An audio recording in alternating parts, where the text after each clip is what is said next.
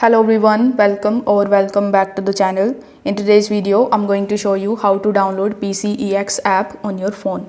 So in order to download it, you will have to simply open your web browser, and here in the search bar, you will have to simply search for PCEX Exchange.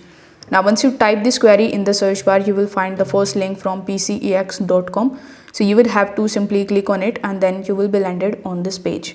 Now over here in the top right hand corner, you will see the login/register option. So you need to simply register in your account, and then if you scroll down a bit, you will see this QR code, and underneath it you will see Android and iPhone.